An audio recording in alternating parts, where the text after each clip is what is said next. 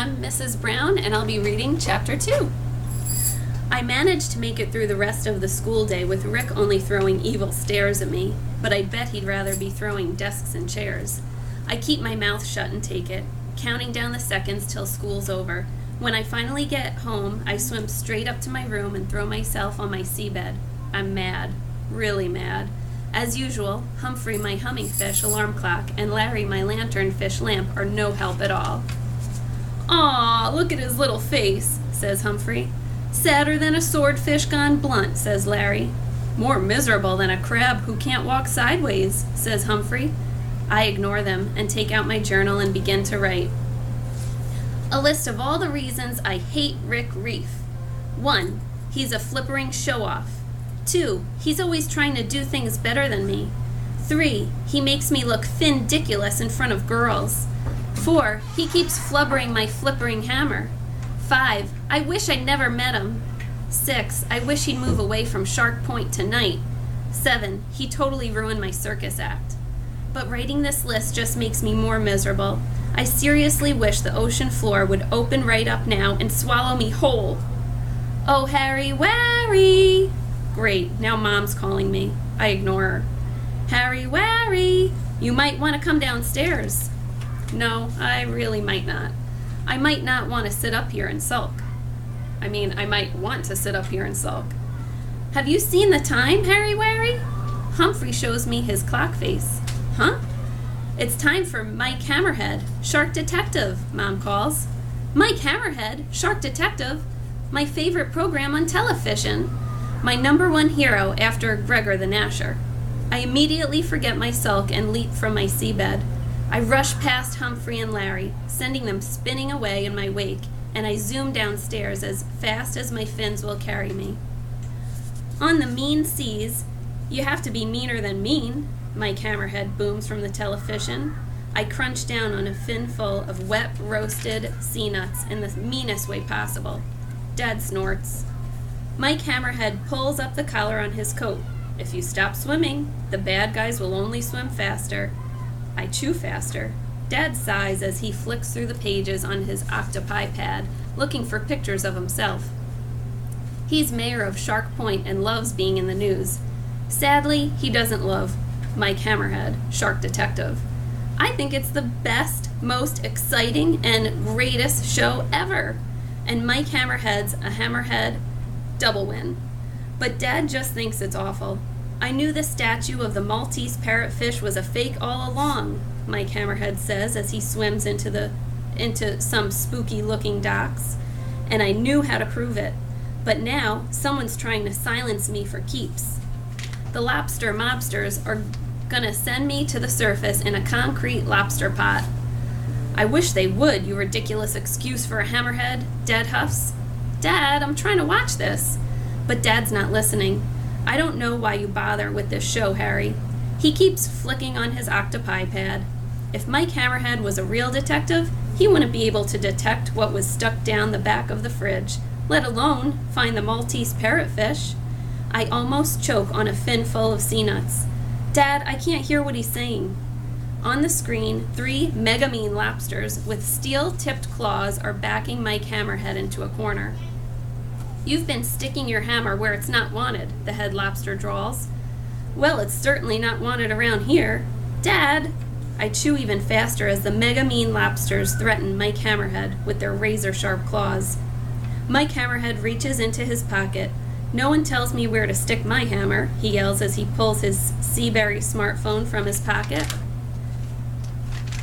He flicks on the camera and it flashes bright white light in the lobster's eyes. The lobsters groan and writhe, trying to cover their eye stalks with the claw that only moments before were going to chop Mike into shark sushi. Mike slips from their grasp, pulls a huge fishing net from a nearby boat, and throws it over them. As the lobsters yell and tangle themselves up in the net, Mike calls the police on his phone, telling them that the bad guys have been caught. Then he looks straight at the camera and delivers his famous catchphrase. Sometimes justice is left just us. Great. I look at Dad. His eyes are shiny with excitement. He does like Mike Hammerhead. He just doesn't want to admit it. I'm about to say something when he notices me looking at him. He buries his nose back in his octopi pad with a harumph. Classic. Back in my room, I float onto my bed, imagining how cool it must be to be a shark detective, catching criminals, getting into danger, and finding missing treasure. I reckon I'd make a great detective when I grow up, or some kind of cool secret agent, and that's something Rick could never do. He's nowhere near smart enough. I reach out a fin for my diary to add, "He's so dumb," to my list of reasons why I hate Rick, but the space on top of my bedside cabinet is empty. I look up. The journal isn't there. I look down. The journal isn't there. I look under my seabed. The journal isn't there. There must have been an intruder, I imagine Mike Hammerhead saying. I leap into action. "Humphrey!" I shout, pulling Larry off the shelf where he'd been sleeping. I press my nose to turn on his light. Humphrey swims down off the wall where he'd been ticking quietly, reading a comic. "What's up?" he says, looking confused. "It's not time to set your alarm, is it?" I swing Larry around by the tail, pointing him right in Humphrey's face. I saw Mike Hammerhead doing this with a suspect last week. It was a great interrogation technique. Humphrey's face lights up and his eyes go all squinty. "Who's been in this room?" I ask. "Me," Humphrey says. I sigh. "Who else?" "You." I squeeze Larry's tail and his light becomes brighter. I repeat something Mike Hammerhead said last week when he was interviewing a prime suspect. "Don't play Sally Silent with me, you stoolie." Humphrey looks confused. "Can you say that again in Finglish? I have no idea what you're talking about." I feel Larry shaking with laughter in my fin. I turn him around to give him a menacing stare, and I'm blinded by his light. I let Larry go so that I can rub my eyes. He swims around, giggling and high-finning Humphrey. When the dazzle fades and I can see the room again, I do what I should have done in the first place. I turn on my hammer vision and almost immediately see the corner of my diary sticking over the side of the shelf where Larry had been sitting. "You did this," I yell as I swim up to the shelf and retrieve the diary. I see right away that it's open where I'd made my list about Rick. And I also see that Humphrey and Larry have been writing something against every entry. Look! A list of all the reasons I hate Rick Reef. 1. He's a flippering show-off. Oh, you never try to show off, do you? Not. 2. He's always trying to do things better than me. And you never try to do things better than Rick, do you? Not. He makes me look findiculous in front of girls.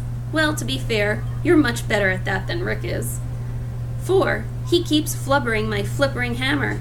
And so do you, especially when you crash into things, trying to do number 1 and number 2 on your list. Ha ha ha ha ha. 5. I wish I never met him. Well, if you never met him, who would you make silly lists about? 6. I wish he'd move away from Shark Point tonight. We agree with you there. 7. He totally ruined my circus act. Didn't you do that all on your own? Humphrey and Larry clutch their stomachs with fins as they float around laughing. Grrr! "I'm going to bed," I shout. I pull the seaweed covers over my hammer and stuff my fins into my ears to shut out their laughter.